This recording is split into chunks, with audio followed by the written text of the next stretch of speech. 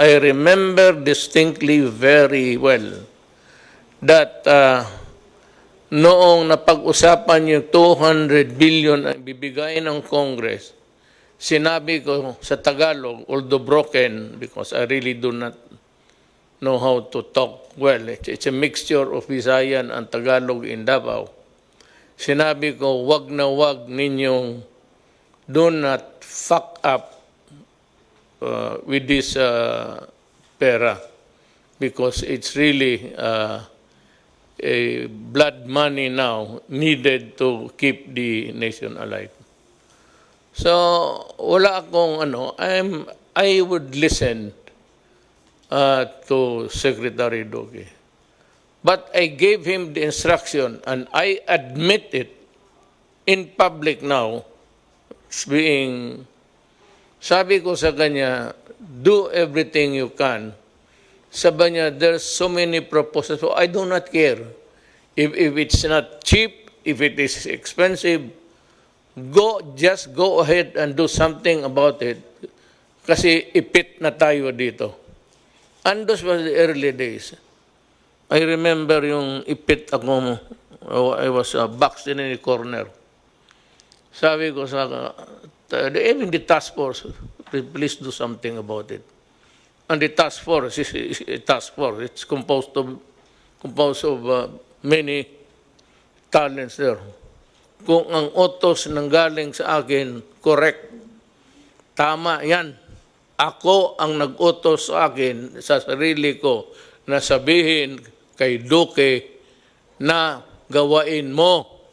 Ngayon, do not tarry because sabi ko, there's no more room in the hospitals. And alam mo, sa totoo lang, a pandemic is a pandemic. It occurs maybe every, I don't know. But noong panahon ng, well, that was the Spanish flu just before the First World War. Yung talagang maraming milyon ang namatay. But with the advances of science, it's because we were able to come up with the vaccine. The germs are still here, but they can no longer inflict damage on the next generation kasi nabakunahan na lahat. But to say na nawala, you do not kill bacteria and viruses. They linger on for as long as mankind is in this planet. Hindi talaga nawawala yan. Sabihin mo yung diphtheria, well, hindi yan. A vaccine cannot kill. It's the body that provides the defense against those microbes. Ito ngayon, wala pang bakuna. So gusto ko lang malaman ng sambayan ng Pilipino na I take full responsibility ng utos ko na magdalian mo. Wala akong pakialam kung saan ka magkuha, magnakaw ka. And I remember saying it, I do not care whether you go and steal, borrow, or kill a person to get what needs to be done. We would want to start with some explanation to be given by Yusek Lau on the purchase of PPEs and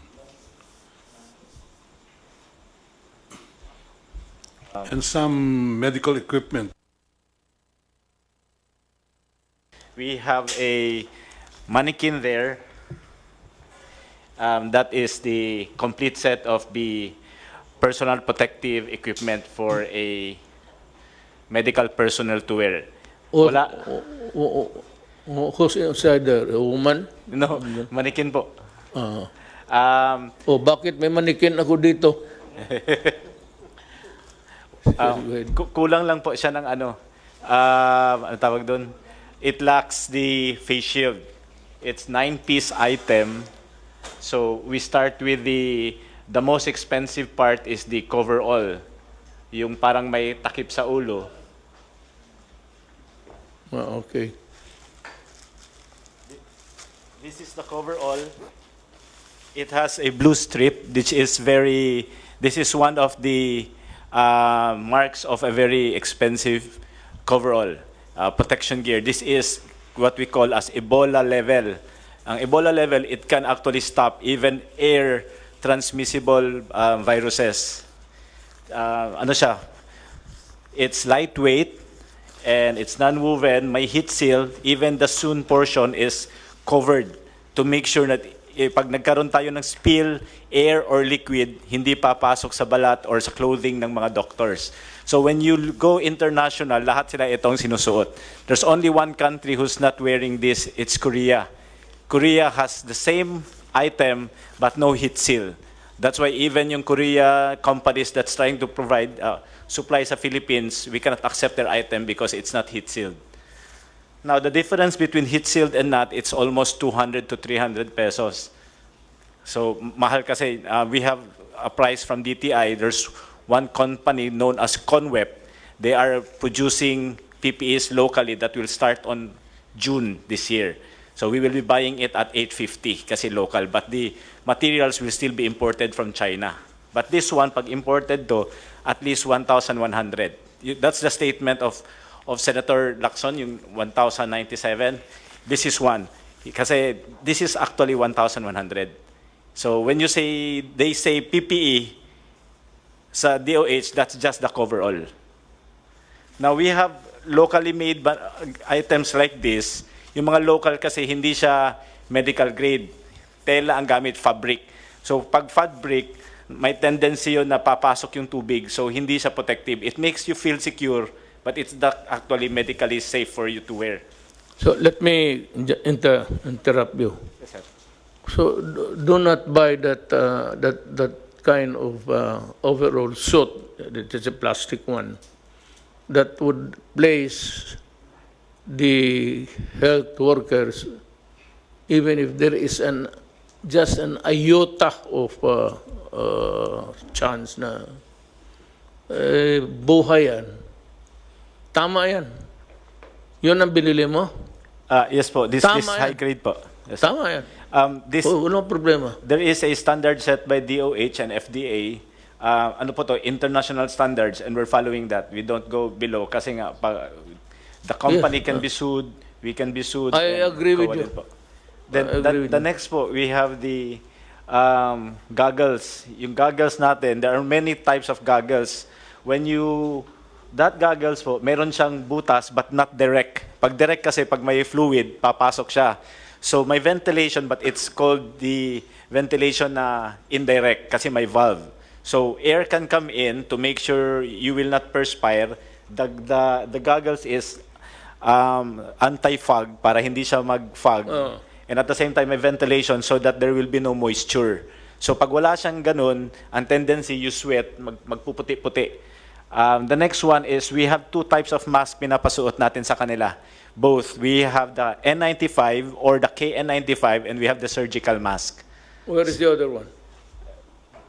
Nandun po. The other is a surgical. The blue one is the surgical, the white one is the KN95. Okay. It's the standard set by DOH, double mask po dapat ang suotin. And after that, we have the lab gown. The lab gown is isolation level. So the coverall is protective level, even air and water, hindi makapasok. The lab gown is isolation level. It means pag nilagyan mo siya ng tubig, hindi papasok. Pag nilagyan mo ng pressure, saka tatagos yung tubig. So there are a lot of cheaper lab gowns, but they cannot pass kasi po pag nilagyan mo ng tubig, tatagos lang. So it makes you feel safe, but medically, if you're not aware, you are risking your life if you do that. Okay, let me again, pardon. Sinong nagbigay ng specification? DOH and FDA po. Okay. So it's more expensive. Yes po, because it has to meet the standards. Ito po lahat naka-standardized. Even the gloves, sir, is It's powder-free, textured, and either latex or nitrile. Hindi pwede yung PVC or other types kasi masyadong manipis and hindi medical grade. And ang advantage po lahat ng sinusuot ng mga doctors natin, kahit yung head cover and shoe cover, it does not promote growth of viruses and bacteria, which is very important. Kaya hindi po pwede yung reusable. May binibenta mga reusable sa market. They offer it to us, we send it to DOH. Ang risk kasi pag reusable, pag hindi siya maayos, pwede ka mag-contaminate. That's the explanation to us given by DOH. So it's high risk. Again, I interrupt you. Do not ever do that. Yes, sir. You just throw it away. Yes, sir. If you place a person in jeopardy, he is working, lalo na yung mga doktor, they're fighting for life. Tapon mo na yan. That's the reason why we are spending money. And we will spend money. I said we can always sell everything that we have. Tapon na ninyo yung, kasi I read. Yes, sir. So sa kanila, yung sabulo, goes into the trash can pagkatapos. Paghubad nila, tapon na sa trash can. I just would like to provide you feedback that the director of UPPGH, Dr. Gap Legaspi, had expressed to me that they're very, very satisfied with the quality and the level of protection that these PPEs provide their doctors. Kaya yung infection rate daw nila bumaba, Mr. President. So that is the same is true for all of our other hospitals who are now using this personal protective equipment. That's why I'd like to thank USEC Lloyd Lau for really ensuring that our healthcare workers, doctors and nurses are fully protected using the level 4 PPEs as we have specified. Pag panahong ito, medyo some say na nag-flat na tayo. But ang problema, the number of cases is going high, some 14319, 14,319. Sabagay, the only good thing there going in our favor was that the recovery rate is very high. 3,323. Ang death, 5 lang. Bago. Total active cases, 10,000 lang. Ano ba talaga itong... Are we on the second, third, fourth, or fifth wave? Or no wave at all? Mr. President, we're actually on the first major wave, major po, of sustained community transmission. Yung pong nabanggit ko na second wave and my assumption, my statement was based on the article that was published by Dr. John Wong of the Epimetrics. Dr. John Wong sits as one of the expert advisors of the Interagency Task Force on Emerging Infectious Disease. And to him, as an epidemiologist, a top epidemiologist, he considers that the 3 first cases in the Philippines, although imported, would represent a minor wave. Maliit na wave lang ho siya, sir. Tapos nagkaroon po tayo ng lull of about a month, the whole of February, and then March, nagkaroon tayo ng mga umpisang reported cases. Alam mo, huwag ka masyadong ano dito, touchy sa issues because always there will be pro and cons. Pakinggan na lang natin because this is a democracy. Kaya lang, but democracy, there is the favor of attacks. Issues plus attacking the guy personally. So, alam ko ikaw, you are hard-pressed. And I know your situation. You just tell us if that is the one that's in your the gray matter between your ears. Di sabihin mo, ano, ayaw ninyo maniwala, bahala kayo, basta ito yung akin. So that maybe you should adopt that kind of attitude. So be it. If I committed the wrong, as long as there is no malice there, kaya ito ng expensive. Hearing out now ni Atty. Lau, tama siya. And I would even caution, I said, do not recycle. Because recycle, you have to, yan ang ayaw ko. In recycling, you have to worry whether or not it will cause a new infection. And worse, it would affect the user. Ang user niyan, ang mga doktor. O ang akin lang dito is, I'm looking for, what I'm interested to know is that, is there graft and corruption there? Was dirty money change hands? Kaya talagang, pagkaya na, wala na tayong pinag-usapan, talagang maghiwalay-hiwalay tayo. Pero kung sabi ka lang, nagkamali ka, as it is, yung sabi mahal-mahal ng ano, ito nga panahon ng, I said, at the height of the contagion, wala naman akong narinig putang na gustong tumulong. Ngayon sa tayo, sabi, umaabot sa akin, meron dito, meron doon. So, sabi ko, papunta, si Bong, papuntahin mo sila dito at dalhin nila yung produkto. Kaya para tawagin natin ang, ibigay natin sa Interagency Task Force. Wala naman. Let me ask you this very crucial question. I just want to be satisfied, really. Ano itong sinasabi nilang mas mura doon at itong mag-asawang spouses ko are the dealers of itong yung nabili ninyo at mahal? Oh, is there really a price difference there or haka-haka lang nila yan? I do not know these two personalities. Ito pong ko. Somebody might know about this couple. Perhaps, I don't know if Yusek Lloyd. Ito yung nagpabili. Ahente. Yes, Mr. President, they have offered to sell. They are owners of, I think, Omnibus. The company is known as Omnibus. They are A manufacturing company. no, they are the exclusive distributor of Sansure in the trading. Philippines. The first document that we have was a letter from them sent to the Secretary of DBM, Medal Avisado, that was sent to PSDBM. Their offer of the mechanical automated extraction machine is at 4 million pesos.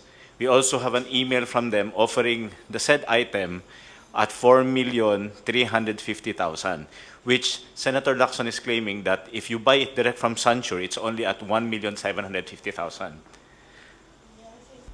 As per record, Omnibus Biomedical Systems Incorporated offered it at 4,325,000, and Guidance Management Corporation sold it at 5,274,423.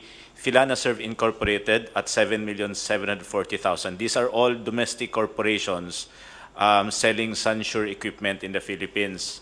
However, during the bid, they did not win because a foreign corporation from Hong Kong-based, which is also an exclusive distributor of Sansure in Hong Kong, sold it to us, yung mga kits. So, natalo po sila sa bidding, kaya hindi sila nanalo. But they are complaining, why are we not respecting their exclusive distributorship? I think it was correct that it reached Sansure Corporation because we were discussing with Ambassador Wang through the Chief of Protocol, Robert Borge, complaining about these issues. The officers from Sansure actually went to the Philippines. I met them last Friday and also yesterday.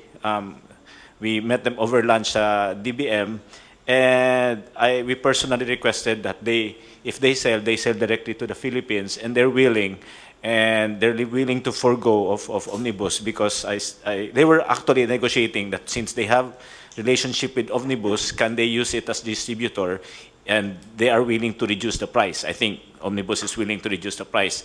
But I made a statement, categorical express statement, that we are no longer willing to discuss with Sancho if they go through Omnibus, because they were given a chance before when the government really needed it, and they gave us a very high price and threw the ball to us that you can only deal with us because we're the exclusive distributor in the Philippines.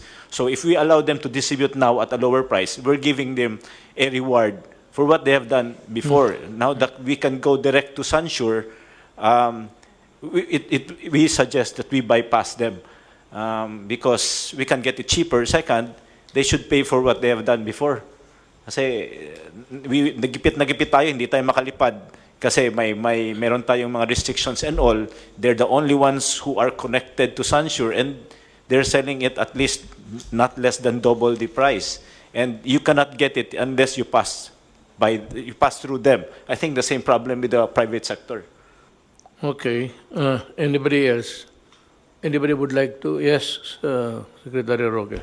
Yes, sir. Ang punto ko lang po, meron tayong existing law against profiteering, defined as taking advantage of a national emergency, and there's also provision in the Bayanihan Act. And I think from what we heard from at least Project ARC, no, this is very serious kasi nga the only source that we can get these PCR machineries and kit is from Sansure now, and there was really almost an attempt to blackmail us into buying something very expensive, no? And that's why I thought baka meron talagang basis para imbestigahan po itong kokopol ng NBI, no, for profiteering and hoarding under the special law on anti-profiteering and under the Bayanihan Act. Thank you po. O sige, we will act accordingly in the course of maybe we'll be able to give a statement to the public latest about 3 days. Nakatambak yung papel ko sa opisina, so that everything will be presented to the public in black and white with the corresponding explanations. And NBI should study the matter very, very carefully. Kasi alam mo, itong mga putang inang negosyanteng to, whether it's really an issue of humanity and the greed, yung hoarding na you cannot, it's part of the business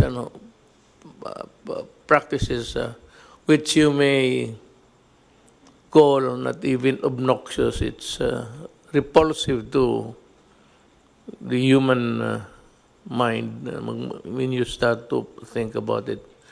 But let's look at it on what it is legally.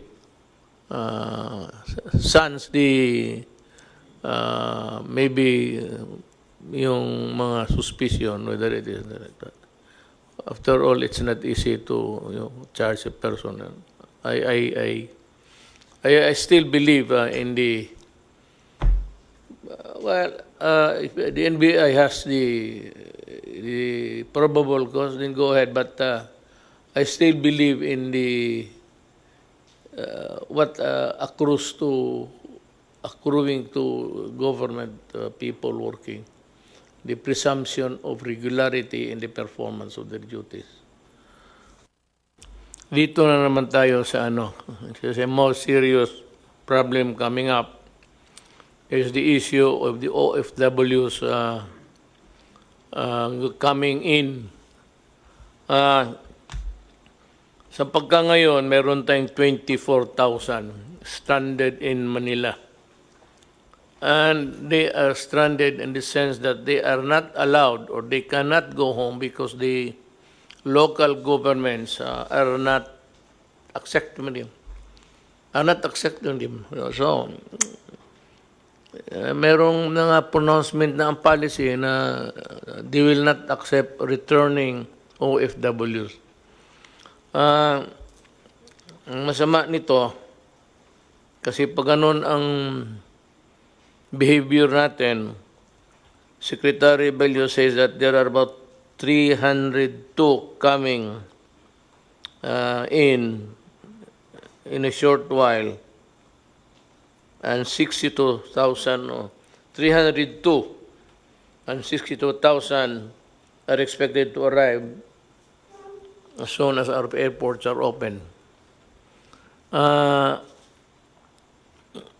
in the, not really confusion, but in the desire to protect their respective territories, ganon man. And I can say that if that is the way they would handle it, like somebody who's really a chieftain of a city or province during a pandemic time, okay yan. Pero alam mo, hindi naman lahat talaga nagkasakit. And it is very cruel actually to deny them to go home. Nandito yan sila sa hotel because they are not, or they cannot go home. First, because of lack of money and resources. So I have instructed, was it last night, through Secretary Roque, that I am ordering the use of all government assets, whether it's really the air or the sea or the transportation owned by government, that they should be utilized in accepting and probably delivering them to their, if possible, delivering them to their homes, to their families. Na itong coming na 302 is it's a big worry. Now, yung 62 na dadating shortly, pag hindi ninyo tinanggap yan, makagulo tayo ang Pilipinas. Now, let me be very clear. Let me talk about legality para wala tayong sakit ng loob. Nobody but nobody can really stifle the right of whether he is traveling and working outside and coming in, going home. Nagkaroon lang itong temporary an aberration in the movement of people because of the COVID. Ito ang sasabihin ko sa lahat. I said nobody but nobody. And only the national government can impose restrictions on travel because it is the only agency who can declare that there is an emergency of national interest. The issue is national interest, and that power of declaration is not shared by anybody. It's the national government. Ngayon, may mga syudad na ayaw nilang tanggapin. You know, I'm ordering you to accept them, open the gates of your territories and allow the people and allow the Filipino to travel wherever they want. Yung sequestration ng tao o lockdown should dovetail the national policy, or better still, as not to confuse the people. You are not allowed to unilaterally declare na ganito, you are closing the entry, the egress and ingress ng tao. Mahirap yan. Magkagulo tayo, kanya-kanya kayong... So, if you want a measure to be implemented in your local government unit, ask permission from the task force. Because, alam mo, it involves many issues. One, in the name of humanity. Two, is the constitutional right. And ito yung pinakamabigat. It is the constitutional right of people to go home, to travel and go home. Do not impede it. Do not obstruct the movement of people because you run the risk of getting sued criminally. Ang agency, because it is the national government who declared there is a national emergency involving a pandemic, an issue of health, that power cannot be shared by anybody else. If you want, as an adjunct of government, maghingi ka ng permiso sa task force. They are the better position really to assess. Kawawa itong 24, so I'm ordering, kasali na yung pera sa, kung may naiwan pa, sa 200 million, gastusin rin ninyo yon para sa pag-uwi ng tao. Because the reason why they are here is connected with the issue of COVID. Nagsiuwian ito, diniport, kasi nga may pandemic involving the entire planet Earth. So the reason why they are deported or forced to go home is because of, well, maybe so as not to have a contagion involving a lot of, in numbers. To contain it, ito yung mga ating mga kababayan, pinapauwi. Tanggapin natin sila. Sir, yung pong order ninyo na 24,000 OFWs, lahat po yan ay na-test natin using PCR at lahat po yan ay negative. Kung sakali lang po na may makakalusot na nawala yung kanyang result at siya ay dumating sa LGU ng walang papeles, ang advice po natin sa LGU, tanggapin ninyo at ilagay ninyo sa quarantine hanggang dumating yung kanyang result. Sapagkat yung pong 24,000 po yan ay tested negative po sa PCR. Yeah. Opo. Doubly, more reason really for not refusing to accept them.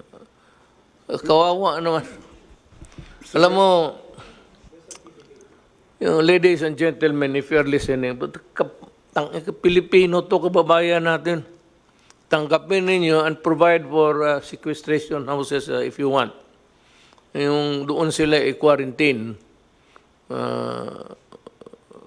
Pero hati-hati tayo sa problema.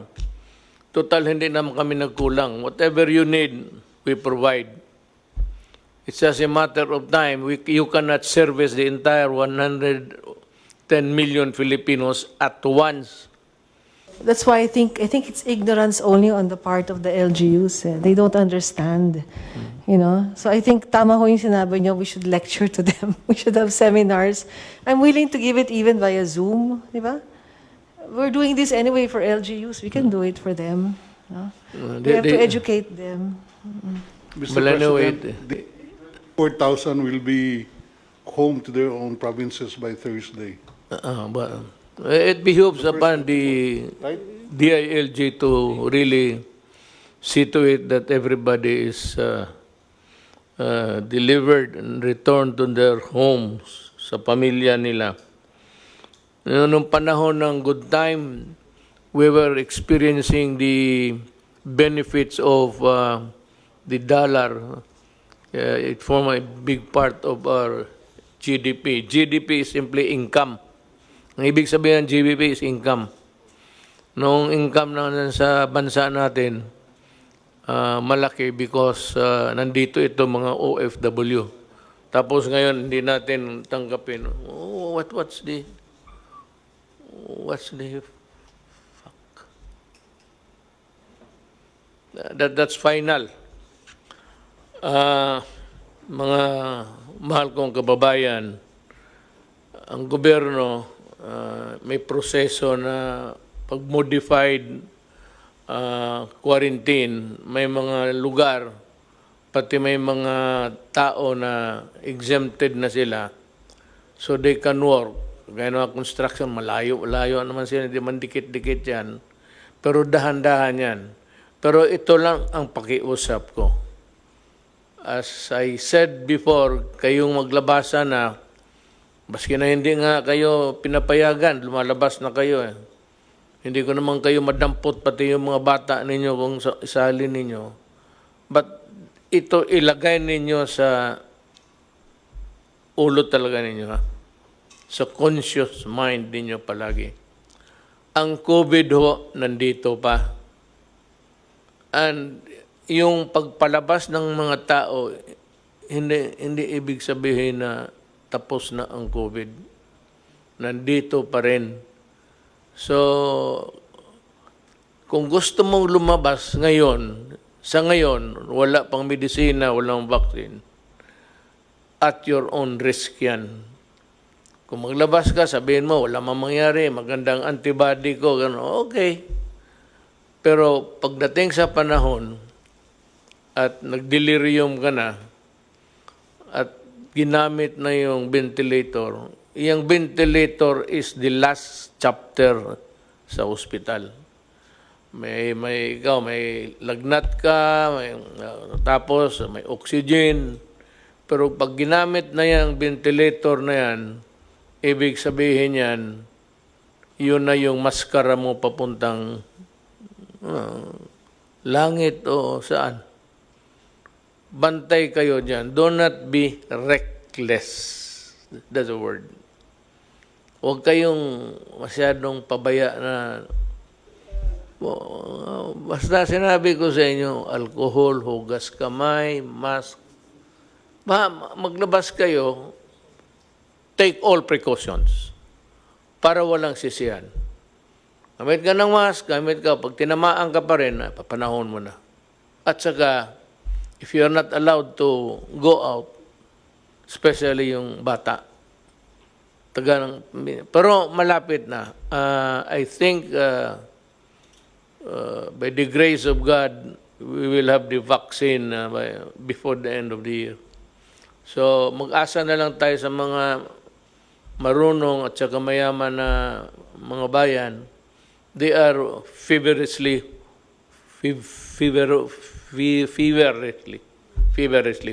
working on it. Pag nandyan na yan, ako na ang magsabi, labas na. Pag hindi ka lumabas, hilain kita sa labas, dito ka. Sige, pasyal na kayo. Kaya may bakuna na yan. Bakuna muna tayo, tapos bahala na. But without the vaccine, it's really danger. It spells disaster. So, mask, hugas kamay. Mga bata, wag muna. Yung opening ng classes, that's a very... I will not allow the opening of classes na magdikit-dikit yung mga bata. No? Bahala na, hindi na makatapos. For this generation, wala na matapos na doktor, pati engineer. Wala. Kasi hindi na, wala ng aral. Laro na lang. Unless I am sure that they are really safe. It's useless to be talking about opening of classes. That's probably bad. Para sa akin, bakuna muna. Pag nandiyan ng bakuna, okay na. So, remember that. pati yung mga mayors, governors, kindly remember that they are Filipinos and that there's only one body, the government through the task force, who can make pronouncements about lockdowns, about quarantine or sequestration of whatever. Mahirap yan. Isa lang ang gobyerno. The national government makes the pronouncement. You just follow. And itong sabi nga ni General Anyo, ito, tinamaan rin ito ng COVID si General. Sabi niya, in 24, on his oath of being a public officer, when you talk about official matters in an official discussion, your word is always under oath. So, sabi ni John Anyo, safe yan. Pag magkamali, may reinfection, then we will act accordingly. But anyway, he's the one who would i-husband niya yung the whole setup. Maraming salamat sa inyong lahat.